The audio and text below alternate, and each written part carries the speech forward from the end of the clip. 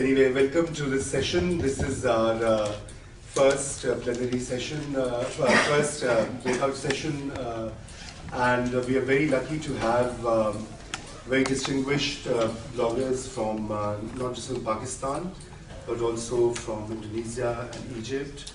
And we are going to look at some of the emerging contours and dimensions of social media, where it is becoming more and more an instrument of social change, in particular when it comes to education, awareness, etc.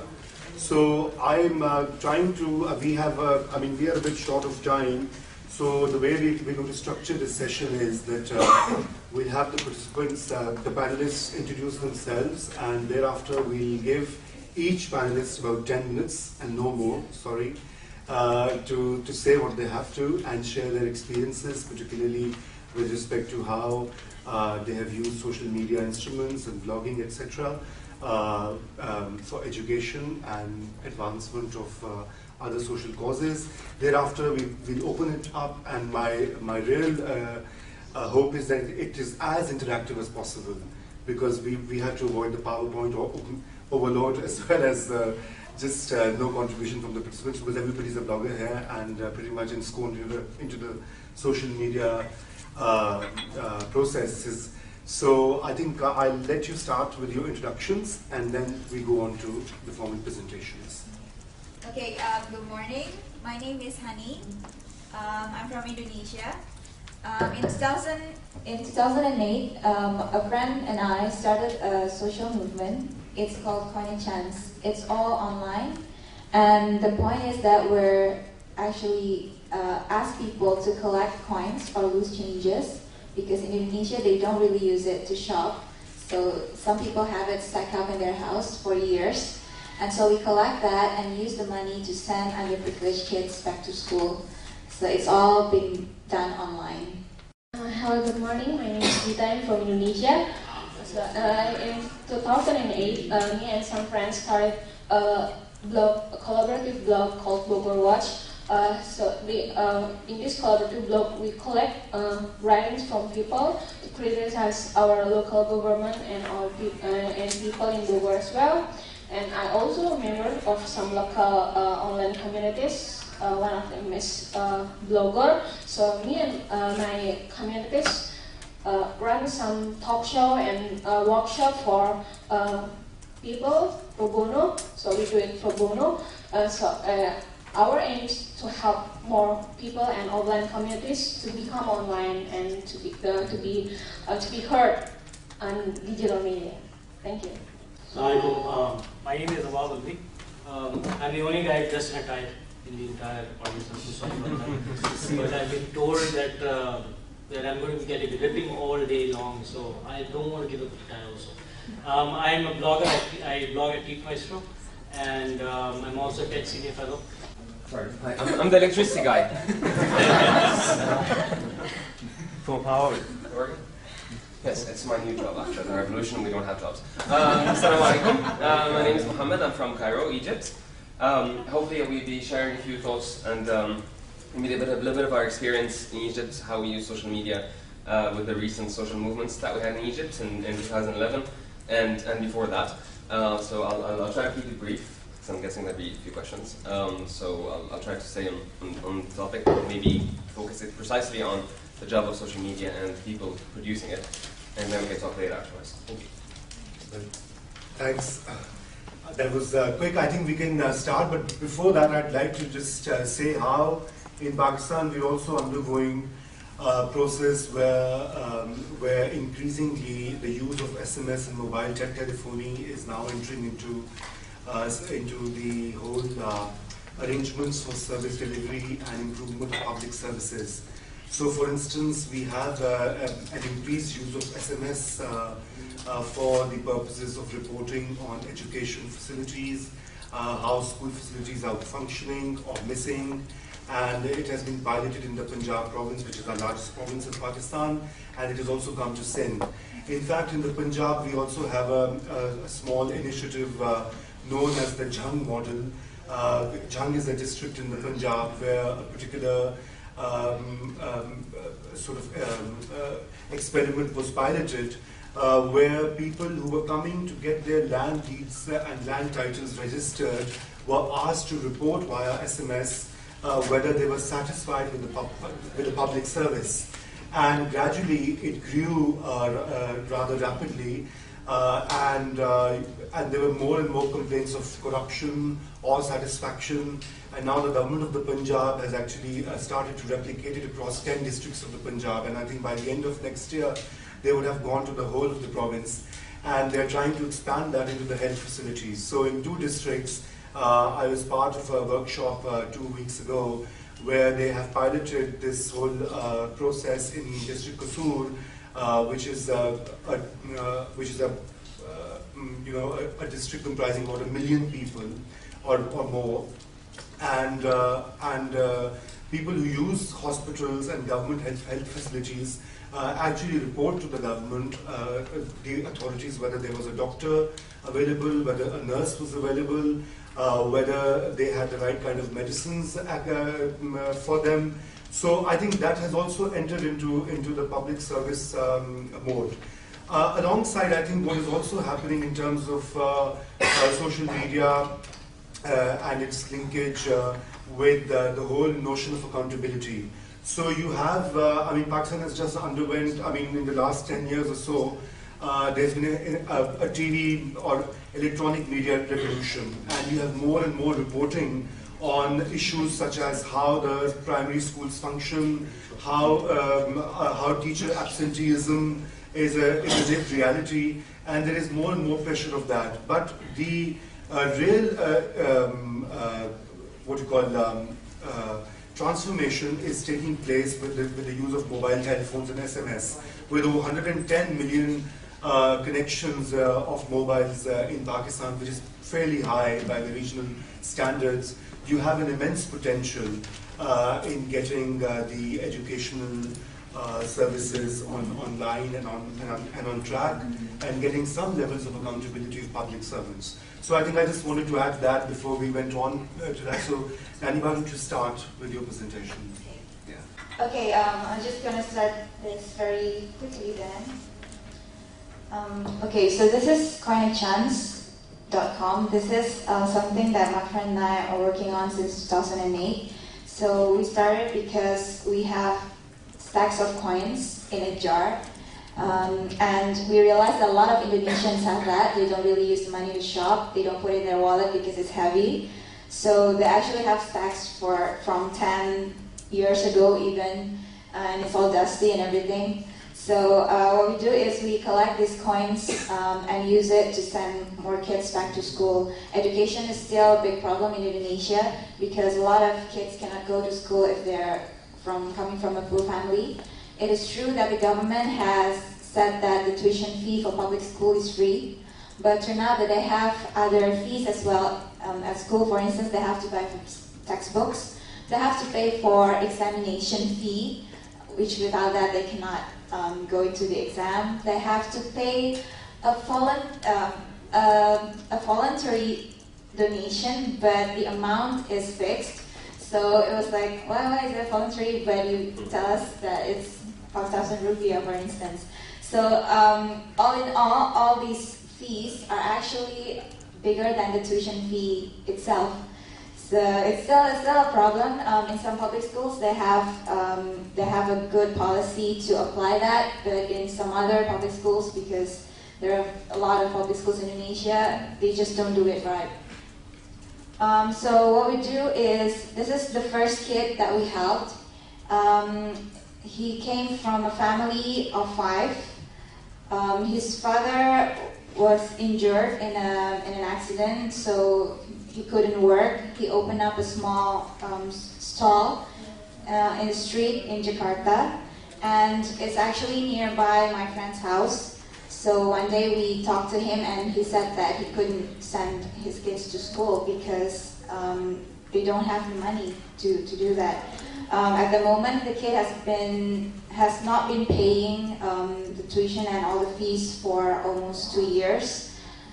So we said, okay, let's talk to the school, let's talk to the teacher, let's find out if we can help. And so what we did was we visit the house and we visit the school as well, talk to the teacher. The teacher actually said that he's a very smart kid, but every day he needs to stand in front of the class because he didn't do his homework, and it's because he doesn't have the textbook. So the teacher do understand that he has these limitations, but they just have to impose that he needs to stand in front of the class because he's not doing his homework.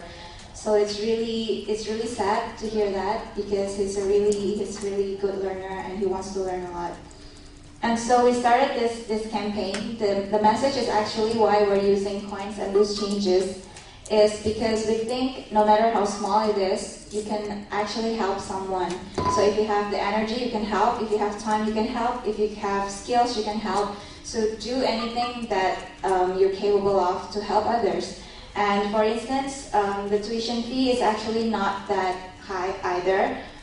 If you're saving 1 cup of coffee in a coffee shop in 1 month, that's actually equal to the tuition fee of a student for 1 month in primary school. So we're trying to send a message that it's not actually that expensive. You can actually save just 1 cup of coffee every month, or you can not buy a cigarette once every 2 months, and you can actually send a kid back to school for 2 months. Because a lot of Indonesians, even they are poor, they have the money to buy the cigarette. So sometimes they don't get it.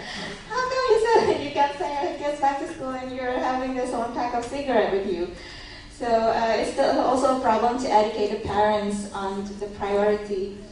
So we started with a blog. I have a personal blog, and this is where I start. I start doing a poll here, asking people what do they do with their coins. Do they stack up coins? And whether they agree if we use the coins to send more kids back to school.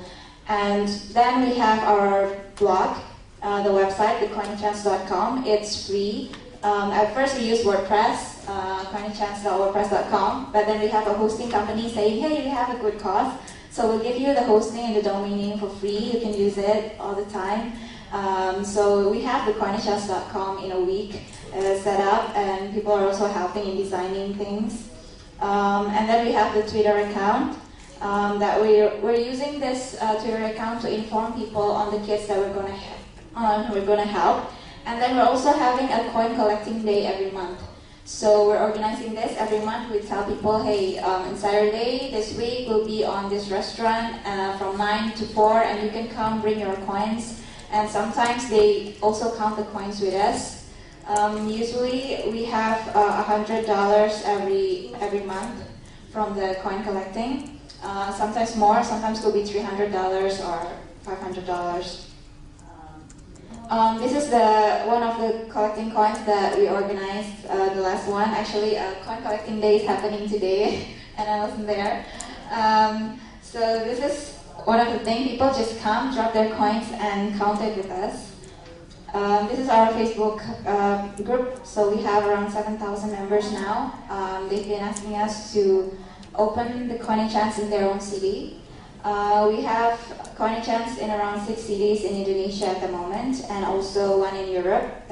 Indonesian students there in Europe try to collect coins also in Euro and send it back to us to fund the students' education here. So we also have a Facebook page. And these are all the people that is joining. Some of the coins are very old coins, but it's still the bank still accept it. Sometimes it's really dusty. Sometimes when you do collecting, you find things that you get your hands dirty, and there are something like nails or hair or a lot of weird stuff in there. So it's interesting to see, because people have been stack up coins for years and never used it. So this is one of the kids that we also help. This is in Solo, in Central Java. She's also about to graduate from high school, but couldn't get the fund to actually graduate it. So we came down there and meet the principal and tell him that we got this Coin Chance program, and we also usually for the donation. When we go to the school, we always bring a jar of coins to them. and not really using the banknotes. And it's to send a message that actually, hey, you can do this in your own school. You can have one jar in your own school where all of your students can just stack up their coins, those changes there, and it could be used to fund another student's education. And it has also been adopted in offices, in some media offices as well. They have tin cans, so they collect it every month, they bring it back to us. So they organize their own Koni-chans, and we always said, you know, this is free for you to adopt. You can adopt it in your university, in your school, or with your families and friends, because you'll never know what will come out from that. One thing that makes it easier for us to get more people donating is also because through social media, it's easier for the media to hear about us.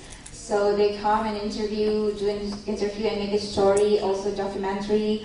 There are several English papers in Indonesia that make a story and a feature of us, like Jakarta Globe and Jakarta Post. And since then, we got lots of offers from companies as well to work with them, whether they can do it, work with us as a part of their CSR program.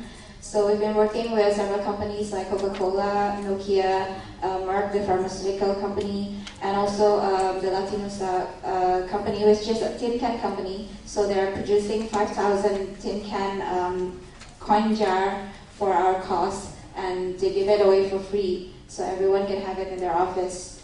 So it's really helpful to have new media there to actually spread the word and get more people doing it. We also got featured in a television show in Indonesia, the Kikandi show. It's actually an episode whereby they invited, you know, ordinary people who do something for society. It's not a really big thing or a huge thing, but they do small things and small changes in their own community. And I think it's great because we need to start from ourselves as well, and helping the closest person that are around us. So, okay, 2 minutes. Okay, there are actually, since 5 years ago, Indonesians are very pessimistic about Indonesia. So I myself am very pessimistic about the country. But in 2009, after the bombings in Ritz-Carlton and Marriott, we come up with a hashtag called Indonesia Unite, and it becomes a trending topic on Twitter for a few days. And the idea behind Indonesia Unite is to actually send a message that, hey, we're not afraid of terrorism, we're not afraid of bombs, we'll fight back and we'll stay strong as a nation. And what happened was that after that, Indonesia Unite in 2009, we became very proud of being an Indonesian. We realized that the media doesn't always tell the good news about the country. And for instance, our national choir team win in the World Festival of Choir, and it's not in the headline. It's always about the corruption and all the bad things. So people starting to having this website called Good News from Indonesia, GNFI. So they collect good news from everyone about Indonesia and publish it online. So people submit, hey, I heard they have a lot of tabs from tourism to politics, to arts and culture, education and everything. So they share the story about, you know, the good news from Indonesia, and it's really exciting to see that people are start doing that as they feel like they're involved in whatever they're doing. So I think another one is Blood for Life. It's also a Twitter movement to connect people who need bloods with those who want to donate blood. So they just tweet on Twitter, hey, in this hospital I need an A+ blood, contact this person. And then, you know, Twitter user who doesn't know who this person is will come to the hospital and say, okay, I want to donate my blood. And also it happened to Ong actually when he went to surgery in Malaysia. He couldn't find a blood donor and he tweeted it. We tweeted it. We have some blogger friends in Malaysia, and then they come to the hospital in Malaysia to donate their blood. So it's really, we feel how it actually changed things. So this is the Blood for Life, and then we have also people like Ainun, which is the principal of Academy Berbagi. It's a free academy, so a lot of people could not afford courses. What they do is they will invite people who want to share about something. for free. It could be about advertising or copywriting or anything. And then they will try to find a venue. They will try to borrow a venue from a company, their meeting room, and then invite people to come for free. So it's like a free course in a lot of different cities in Indonesia where experts will just share their knowledge for free and provide free workshops for everyone. And yeah, this has been, there are a lot of more social movement than my movement in Indonesia. So feel free to ask more. I hope to see more social movements in Pakistan as well because I know it's going to be great. Thank you.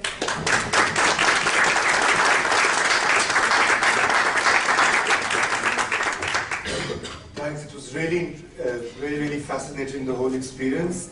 And I think we can just now move on quickly to Dr. Balvi so that we have a different context now, and let's see what he has to say. Thank you for having me here.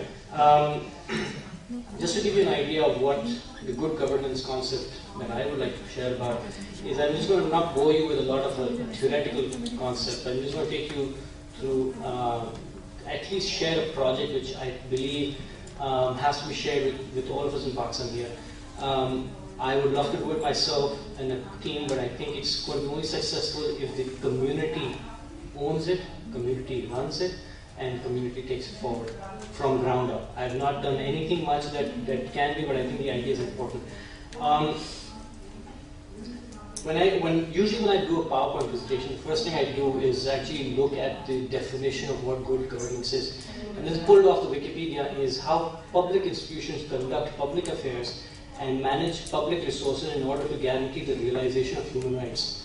If you put it in context, in Pakistan, nothing happens. I mean, this is totally not us. And if the government, the good governance does not come in, it is actually being characterized as bad governance in every concept.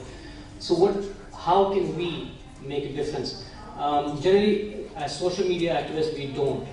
It's actually the electorate that actually empowers this government to actually make a difference. And what happens is the creation of an informed electorate. Citizens, when they exercise their right to vote, have the necessary information to protect their own interests. The big emphasis is necessary information. That's where citizens journalists like us and like you all come in handy. I'm just setting up the stage for the project that what I'd like to share, and that's why I feel Pakistan needs more and more of these citizen journalists to come and step forward. In the entire context, the citizen journalists, we've used so many variety of tools. We use Twitter, Facebook. I don't know what logos are here. Some have faded away. Some are predominantly in our life. We naturally have resorted to social media activism, and social media activism generally it almost resolves around that. We are very eager to actually take videos. We are very eager to report on issues. Bomb blasts happen. I think the social media gets so excited on the event that actually blows up far more than news reports agencies doing it. And all they're doing is actually just retweeting or recarrying the same message across. It's not adding to the information, it's adding to the clutter. I'm part of that. I'm not saying I'm not part of it, but I think that concept has to mature to a situation where you become a news situation where you're adding to it. All you're doing is actually looking at the TV channel, you're seeing what's happening on the TV, and you're retweeting it as if you've just broken the news. And I say this as I'm a part of it because we've actually become more like click-through activists. We're illusionary activists. About 95% of all of us choose to do the like on Facebook, and that's all that we're limited to. And unfortunately, that's the notion I want to break. I want to actually push people to move away from just being click through. And all this comes into the good governance part. The educated, intellectual, illiterate, who has to change the government, who has to provide the right information for the government to do the right stuff. And when I was searching for click-through activists, I even found this definition for that. Participants who might excitedly click into an online group and then flutter away to something else. And that attention span, literally, if I talk to my wife, also is barely about 10 minutes. She's there for 10 minutes and she would forget about what group she joined, what activism was asked for, and unfortunately getting stuck into that. And the problem is Pakistan needs these types of technically activists, not the click-through activists, but the activists, because we're going through that depressive state where unfortunately if we don't have these people stand up for the right issues and just become click-through and just satisfied, go to bed the next day and wake up the next day and go about their jolly business. So basically I think it's time for some sort of a change.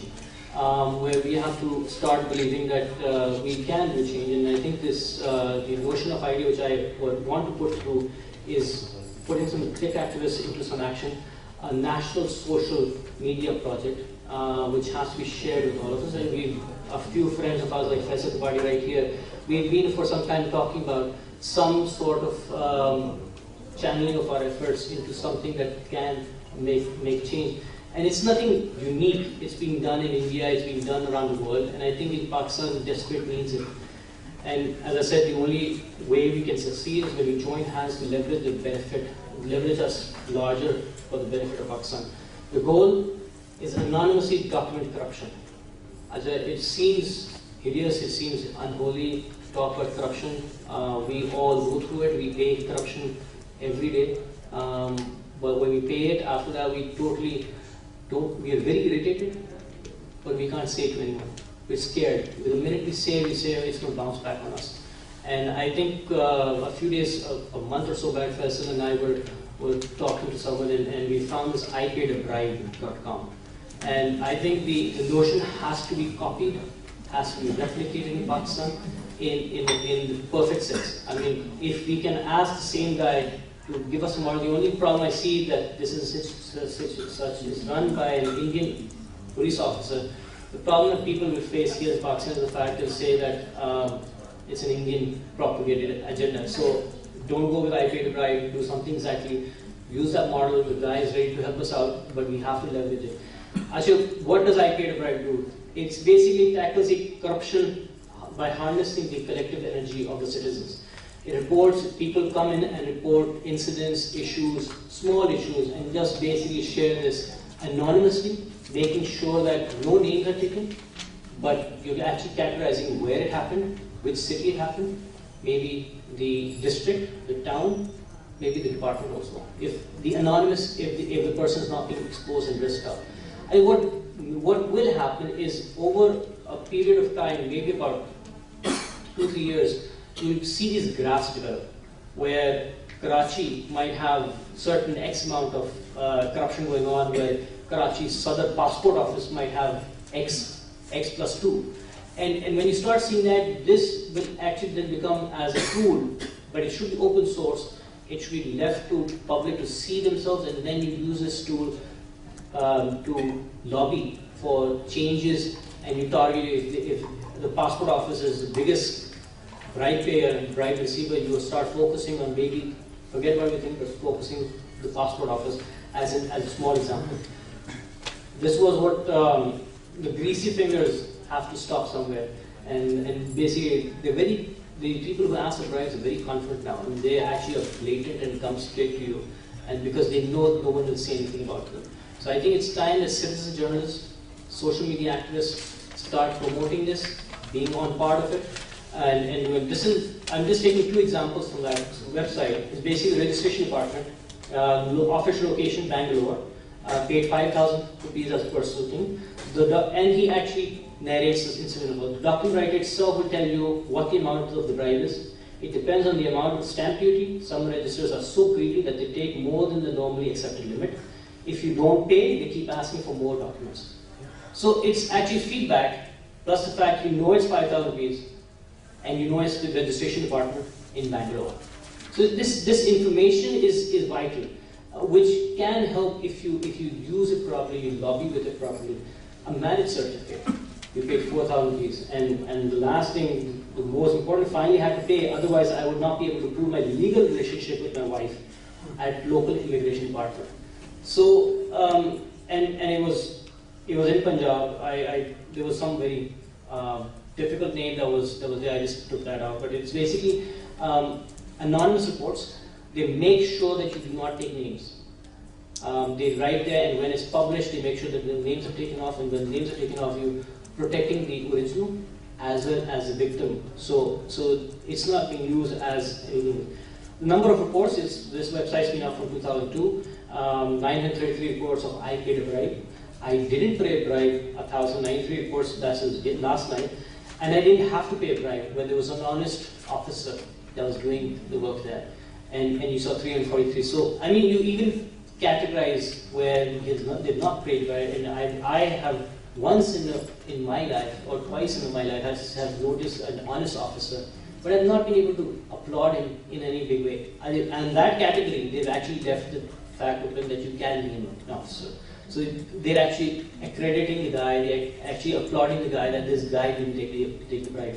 So it's I believe the Pakistanis is, I mean, we've Southeast Asia is so much blatantly filled with corruption and bribery. And I'm just sad that Pakistan doesn't have. So the reason I'm actually putting this out, why in Pakistan, because we desperately need it. And I think for me or someone to focus on it on an individual level, I think it's not going to work. It has to be a community project. So when the blame or when the finger pointing starts, because when you start collecting the data, the thugs will start coming at you. And when the responsibility is distributed over the community, the project is bound to succeed. And I said I'm not taking ownership of it, neither Faisal or any of us are taking ownership of it. The importance is I think we share it as an open community. People willing to be part of the project come forward. I'm sure, I can guarantee you we'll get enough funding to take this project on. It needs a website, but it needs a transparent group of independent people to run it. I do not want to be sucked into some lobby of some sort. I don't want to be seen as funded by something, but it should be independent because Pakistan desperately needs it. What will we achieve? We will document corruption across the departments. Anonymous, since both ends have no names. I strongly urge that the data be kept public. Then naturally, long-term situation is CPLC that you focus on. You talk about government entities and hopefully lobby to reduce corruption. It's long shot, but it'll take years to do it, but it has to start somewhere. So, and ultimately, the informed electorate will actually push the government to do it, and hope that Pakistan can also do that. The reason I was focusing on this project versus comparing, because I think it's important that we share an idea that making use of this audience here, what Pakistan actually needs is probably some sort of a corruption levy and all these glutter that we have, and take us out of into prosperity. Thank you. Thank you.